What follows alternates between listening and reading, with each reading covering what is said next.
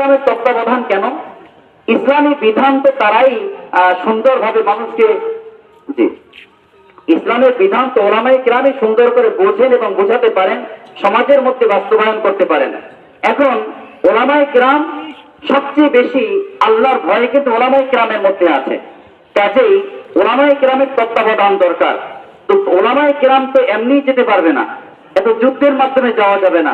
যেতে হলে বর্তমান যে পদ্ধতি আছে সেই পদ্ধতি আমাদের এগোতে হবে। ধীরে ধীরে এগোতে এগোতে যখন ইসলামের সৌন্দর্য আমরা ফুটিয়ে তুলতে পারবো, একসময় দেখা যাবে ইনশাআল্লাহ তখন সমাজের মানুষই চাইবে যে আমাদের সংবিধানের মধ্যে পূর্ণাঙ্গভাবে কোরআন এবং সুন্নাহ সংবিধান হওয়া দরকার। এই পরিবেশ তৈরি করার জন্যই মূলত আমাদের এই আগানো, আমাদের এই মানুষের কাছে কাছে যাওয়া।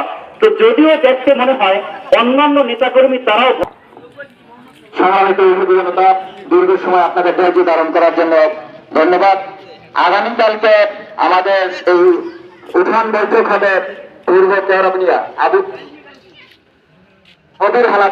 খবির হাওলাদার বাড়ি উঠান বৈঠক হবে। শুক্রবার হবে রামরা বাজার।